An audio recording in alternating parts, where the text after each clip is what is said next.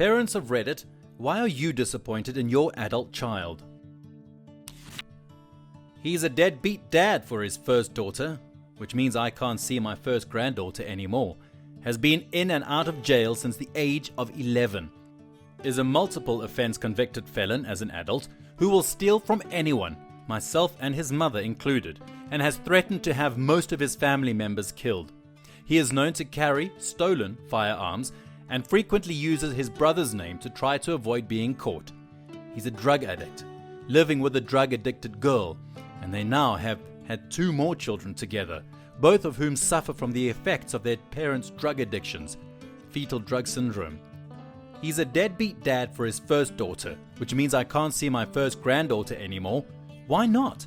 It should be possible for you to have a relationship with the granddaughter and her mother. Well, I mean, yeah, it's possible, but that's obviously not how it played out here. The mother may have moved, decided to cut ties with the in-laws for any number of reasons, or just wanted a fresh start as a single parent. My parents are endlessly grateful that when my brother broke it off with his ex, that they were able to keep seeing his daughter.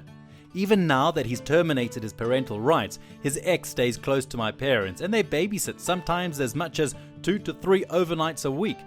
They're a wonderful source of love and stability for her, but they know that they're lucky to have the ex want them around her so much. She could easily have gone the other way with it when my bro went off the rails, and as much as it would have broken their hearts, they wouldn't have blamed her for moving or feeling like she needed a fresh start, or even worrying that since they raised my bro, that they could have a negative impact on my niece. My mum's disappointed that I left a £33,000 a year job for a £28,000 job because I had 2 mental breakdowns, even though everything is now perfect. Sometimes we just have to get on with it. Your mental health is worth way more than £5,000 a year. As long as you have enough to get by, you made the right call. I'm still not sure what my parents think of me. I was the promised child who got 99th percentile on aptitude tests in kindergarten, aced tests, memorized the presidents by age 4, at my dad's insistence, and ended up just blundering my way through school because what started as a bad habit of not doing homework eventually amalgamated into depression-driven apathy about education. I dropped out of college and I spent more of my time in therapy learning how to be a good person and be happy, which does make my mom happy. But I can feel my entire extended family's disappointment in me that I chose to work an 8-to-5 job and just live in an apartment with my cat. On the bright side, I'm more confident in my life choices than I have ever been, and I wouldn't trade the positive mindset I've been working so hard on for any amount of work discipline. Can't blame you. Mental health is everything when it comes to a stable life. Being happy is something that more people should prioritize. My dad always told me, I don't care if you dig ditches as your career, as long as you're happy doing it. I'm taking some risks now to try and do what will make myself happy in the future, and I've not looked back. Reading this has strengthened my resolve to do what makes me happy. I sincerely hope you have a happy life. Oh, good timing. I have to be semi-vague, but hopefully you get the gist. My middle daughter is 19, but we've had issues her entire life. I strongly suspect BPD narcissism. Currently, her infant child has been removed from her care by CPS for multiple reasons, notably her erratic behavior she showed and continues to show, and also heavy marijuana use. We suspect other drugs at play but have zero proof. Instead of cooperating to get her child back, she's fought, kicking and screaming every step of the way, making it much harder than necessary. At the same time, blaming her mother and vilifying her to the point that she has lied to CPS in an attempt to have them remove her 4-year-old sister from her mother's care. Calling old friends and family, giving them a hugely false story in an attempt to alienate her mother and have zero friends and help. It's a giant mess she's created and refuses to take any blame or acknowledge that she's the issue at all. The weed could be making it worse. As I learned a while back in Reddit, psychosis and weed don't mix. My mom is extremely disappointed with me because I'm not having kids. It was my sole purpose in life. Good for you. I ended up with kids, but after 7 years of getting to know and enjoy being with my wife, I fully support anyone who doesn't want kids. It's important to be you for you and not someone else. I'm in the middle of becoming estranged from my parents. They don't approve of how I'm raising my sons, and they can't even bring themselves to be around them. Our last attempt at a family vacation left my sisters yelling at my parents and then storming off. Their complaint is that I don't have any boundaries for the kids. I do have boundaries. They just aren't the same as my dad had when I was growing up. He was a hard ass with major anger issues. He threw me up a stairwell once when I left my boots behind at a park. Due to living in that household, I'm attempting to let my kids grow up knowing that making mistakes is part of life. You just have to learn from it. In any event, my children are monsters, and he can't get over that, so I'm about to cut him and my stepmom out of our lives. I had a childhood like this. My dad died long before my son was born, but I watched him give my sister crap about how she raised her boys. Like you, she and my brother-in-law were very loving, tolerant parents, and it bothered my dad. I, on the other hand, learned that kids can be great via my nephews. When you're raised to think of your child's self as a problem, it's easy to adopt a children are problems outlook. When I have a thorny parenting question or issue, I call my sister for advice and experience, since both of her sons turned out well-adjusted and high-functioning. Hits her husband, calls him worthless, and leaves him alone with the baby for days without telling him she's going anywhere.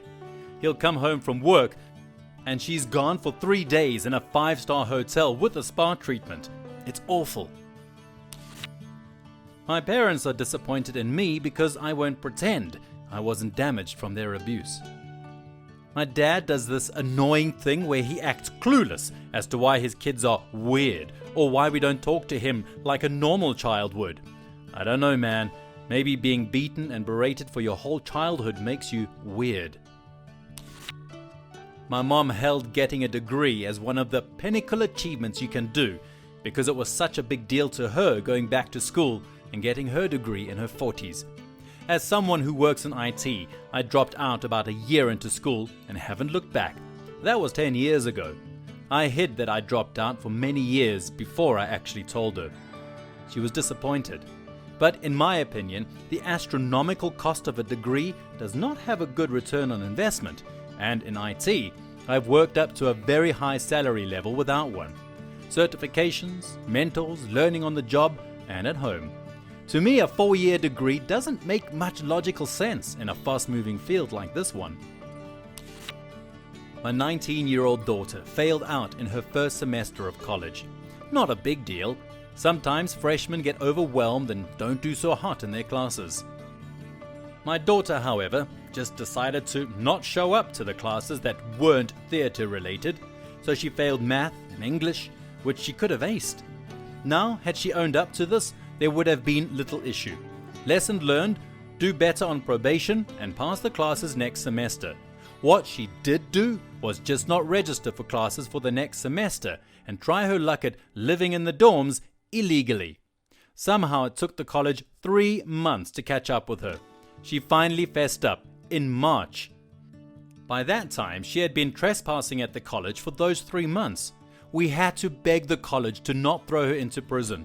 We were literally on the phone with college officials for an hour begging them to just let her come home. She screwed up, but she's learned her lesson. Luckily, if you can call it that, her grandmother rushed to her rescue and paid off her outstanding balance on her bill, $6,000 for the 3 months she lived on campus, boarding and food card. Her grandmother, my mom, then proceeded to tell my daughter she never had to return to us.